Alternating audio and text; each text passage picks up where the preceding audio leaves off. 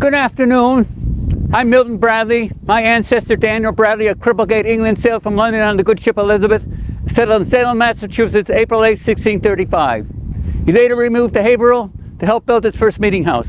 My father Louis was born in Vienna, Maine, where I was also born November 8, 1836. I was an only child. After my birth, my father sought work with better prospects and we moved from town to town in both Maine and New Hampshire. His most successful venture was to open a mill to extract the starch from potatoes. The mill was quite profitable, but in 1845 the potato blight hit and the mill was closed. In 1847 we moved to Lowell, Massachusetts, where my father found steady work at the Merrimack Mills.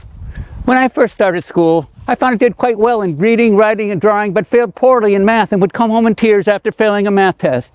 On one such day, my father sat me down at the table and set down 6 apples and told me to take 2 away and count how many were left. I finally understood. Numbers represented things. My father would play these math games with me, and by high school, I also came to excel in math and science. After I graduated at the age of 15, I was hired by Oliver Cushman, mechanical draftsman and patent agent, and learned the trade. I supplement my income by selling stationary goods to the girls living at the boarding houses at the mills. I would stop by on paydays when they were still flush with cash. I got along so well with the girls that when another salesman came calling, they would refuse him and wait for my next visit. I was able to save up $300, enough for a tuition for a 2-year degree at the Lawrence Scientific School in Cambridge, which later became part of Harvard. As I could not afford board at the school, I commuted to Cambridge daily.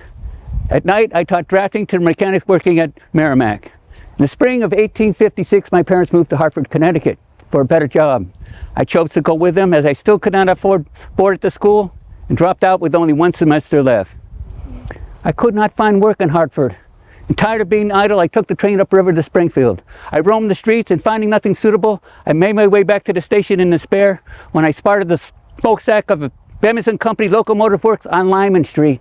I entered the shop and asked the superintendent if they were hiring. He said they were looking for a draftsman who could draw a locomotive. I confessed that I never had, but that I thought I could. He must have seen something in me because he hired me anyway. I worked there for 2 years until a recession forced the shop to close. I then decided to open a business of my own on the upper floor of a block on Main Street just over Court Square. I put up a gilt sign. It read Milton Bradley, mechanical draftsman and patent agent. Business went from slow to non-existent. Fortunately, the T.W. Wasson Company remembered the locomotive drawings I had made for them while working at Bemis and contracted me to make the mechanical drawings of a luxurious rail car ordered by the Pasha of Egypt to be constructed entirely of mahogany and rosewood at a cost of $10,000. They were so impressed by my work that they also contracted me to oversee the construction of the rail car. Once the car was completed, they presented me with an elaborate color lithograph of the rail car they had commissioned for advertising. I hung it in my office where I admired it and obsessed over its beauty. I then recalled that my good friend from high school, George Tapley, was working at a bindery in Providence that had lithographs. I contacted him and arranged for a 2-week apprenticeship and purchased their used lithograph and had it shipped to Springfield.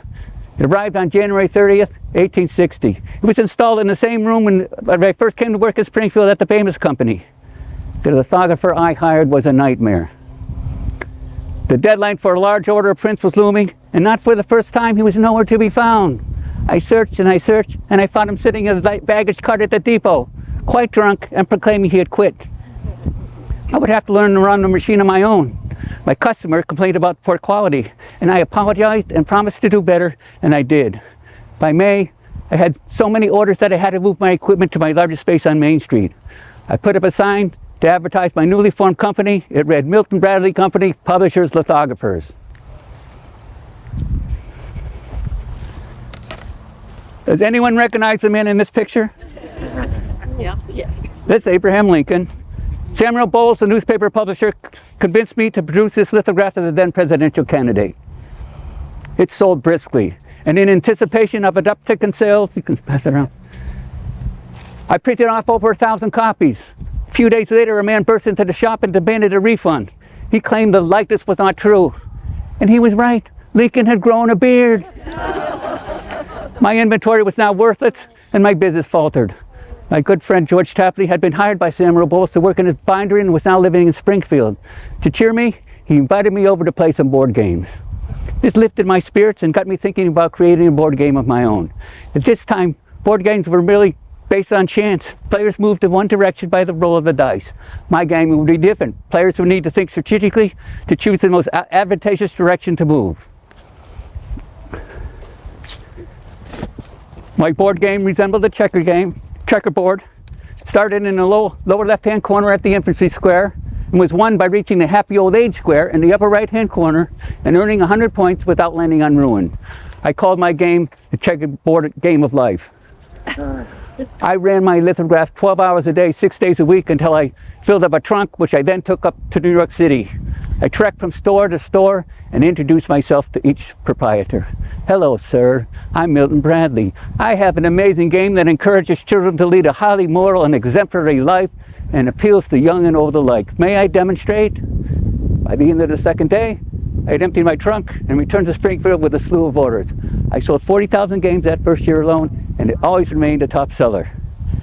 After the onset of the Civil War, I was contracted to do drafting work at the Springfield Armory. I noticed the soldiers stationed there were bored stiff waiting around for orders.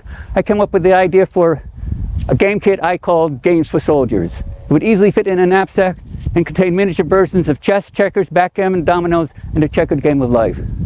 It sold for $1. Charities bought these up and would distribute them for free to soldiers across the nation. Around this time, a puzzle called a rebus became popular. Pictures were used to represent words or syllables. For example, the word here would show the letter H, followed by a picture of an ear. I printed the puzzles on the faces of a deck of cards with the answers on the back. I called my card game Modern Hieroglyphics. It sold quite well, and I came up with other games, such as Patriot Heroes, where points were earned for identifying the military men on the faces of a deck of cards, authors for literary titans, curious Bible questions, and Sunday stool cards.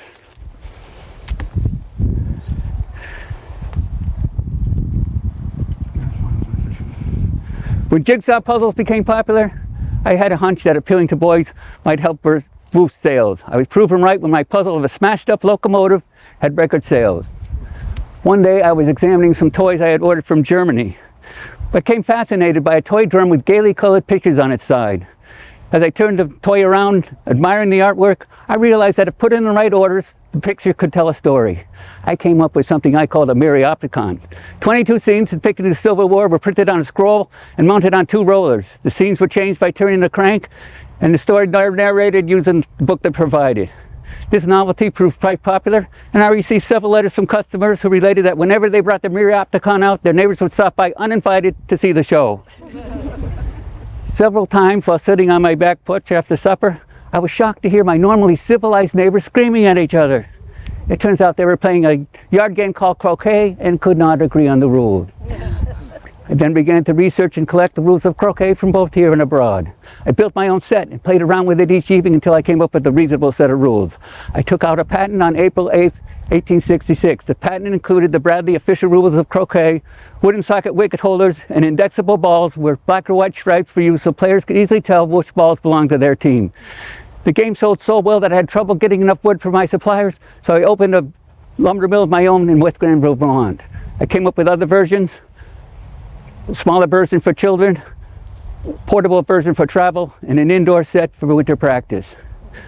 My neighbor on Pynchon Street, Professor Edward Wiebe, a German immigrant who made his living giving music lessons to children, would constantly badger me to publish a book he had written based on his experience teaching kindergarten in Germany using the methods of kindergarten founder Frederick Froebel.